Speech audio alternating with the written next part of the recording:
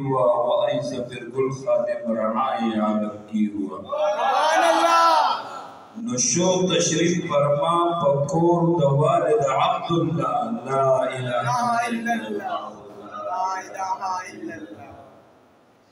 وعزز دا حقا میاشت ربیع الاول دا بہترین میاشت دے میاشت تا چه دا کم شرف و دا کم عزت و دا کم مقام و دا کم مرتبہ دا کم جشنون و دا کم میلادون او دا کم پروگرامون او دا کم جلوسون کیگی او دا کم عاشقان راپورت کیگی پر دے میاشت کی جو دے میاشت چه دا عزت ملاو دے دا کمال محمد رسول اللہ صلی اللہ علیہ وآلہ وسلم دے معزز دا پروگرام او دا سے محفل دا چې کوم ځای کې وي ځان ورسوي نن وخت سره به یو انسان د خپل حبیب د سیرت او د صورت د شان او د کمال او د معجزاتو نه څنګه خبر شي چې دا داسې پروګرامونو ته لاړ شي چې داسې جمعې مصطفی هغه وخت راځي چې کوم ټیم کې استاد مصطفی وړاندې کېږي یا استاد بیان ختم کې بیا راشي ډاکټر مصطفی داسې کېږي چې نماز هم ځان سره ترخ کې نیولې هغه ټیم له راشي ته به وایي دا ټول موضوعونه همدا کړي دي بل چا نه دي کړي داسې بزرګ راشي او بیا چې دا دی وګورم چې بیا مې په داسې جلسو باندې بیا مې په داسې پروګرامونو باندې بیا مې په داسې د سیرت او د صورت چې کوم پروګرامونه د محبوب علیه السلام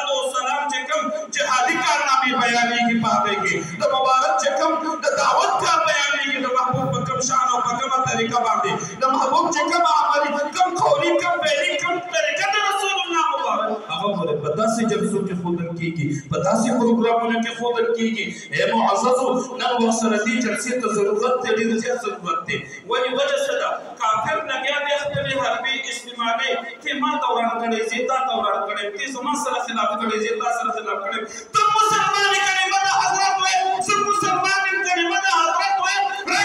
راشه خپلې سترګې ګلاب ته وګوره مشران ناست دي مشایخ ناست دي علما ناست دي موږ سره ډېر اکابر ډېر علما ناست دي موږ سره د علاقې مشران ناست دي موږ سره ځوانان او زوړي ماشومان ناست دي دومره خلک دومره لوی مسلمانان ستا په کلي کې په یو جلسه باندې راجمع شي نو دا کار پورې ډېر بهترین کار دی بیا د الله په کور کې راجمع شي بیا پکې صدقات وشي بیا پکې تلاوت وشي زما میلاد نن وخت د عبادت ګرځېدلی دی زما جلسه د عبادت ګرځېدلې ده زما د سیرت او د صورت پروګرامونه نن وخت سره عبادت ګرځېدلي دي کوه منکره انکار کوه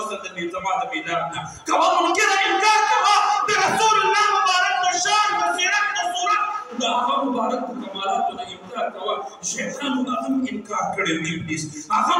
لعنتي شو نور منافقانو عظیم انکار کړی دا یاد وساته او خلکو قسمه دعوې کولې هغه وخت کې چا ویل د رسول الله مبارک سر به زه راوړم هغه وخت کې چا ویل زه به شهید کوم هغه وخت کې چا ویل زه به مدروم هغه وخت کې ویل سنت به زه ختم هغه وخت کې ویل خلکو چې رسول الله مبارک غدار دی که دا به څه رشته ده ده به دا دین شریعت اسلام پروګرامونه هغه به دا به څوک مخکې نه وړي دا یاد وساته د رسول الله مبارک د دې امت د عاشقانو د محبوب د سیرت او د صورت او د خلکو د بیان او واعظ او نصیحت سے چې مسجد خو نه ګرځېږي بل به کوم ځای ګرځېږي بل پروګرام نه خو نه راځي او کله تر لاهوره پورې د پروګرام شي نو بیا خو به یو دم سره روان دی چې تر هغه ځایه پورې په ځان نه پوهېږي هغه جلسې پسې تا اعتراض ونه کړو هغه په ګرانۍ ارزانۍ تا اعتراض ونه کړو هغه چې کوم دی چې دا کوم په دې 14 اګست دا پونډي والے کېږي په دې تا اعتراضات ونه کړل دغه رنګې دغلاګانې ډاکې شوکې کېږي په دې ستا اعتراض مولا راونه وتو دغه رنګې ورسره څومره خلک لګیا دي نن ورسره د ایمان لګیا دي خوشي کوي د خپل د محبوب د شان او د کمالات په هغه خلکو باندې تا اعتراض ونه کړو دا محبوب سنت یې ښکته واخلول هغې ته هېڅ اهمیت نه ورکوي هغې باندې تا اعتراف ونه کړو معلومه دا ده چې کوم ناسنته یې تا کوم سنت د محبوب علیه السلام نشته طریقه نشته دی نو ولې ستا خبره ومنم لګیا اوسه د محبوب سیرت او سیرت ته وایه چې نشته دی د هغه مبارک کمالات او معجزات نشته دی د هغه مبارک د میلاد د نبي جلسه نشته دی ته لګیا تی په محبوب کې شان لټوه دا خو لفظ مو ته رایستی دی ګورې ښه ای ګوره د الله د محبوب علیه السلام تا ګورې دا یاد وساته د مسلمان د عقیدې سره خپل شان لري انشاءالله که وخت و بیا به په دې باندې خبره وکړو وخت چې کوم دی نو کم دی د جناب خادم سے مبارک دي ډېر نوي پروګرامونه دي جلسې دي ځای په ځای باندې دعوې مبارک چې کوم دی دعوتونه نو مبارک ډېر لوی هستي ده، ډېر لوی د کمالاتو انسان دی. الله تعالی دې ورته ډېر عمر ورکړي د دې دین د خدمت لپاره، د مسلک او د عقیدې د خدمت لپاره. د اهل سنت والجماعت چې کوم دی د قرآن او د حدیثو چې کومه ترجماني په اشعارو کې کړې ده، ماشاءالله ډېر په یو عجیبه انداز سره یو عاشق رسول دی. ای معززو هغه فتاوي او ستاسو ترمنځ حایل نه واقع کېږم، هغوی له اوس قضاوت او بلنه ورکوم. جناب شیخ القرآن والحدیث حضرت العلامه ابو مولانا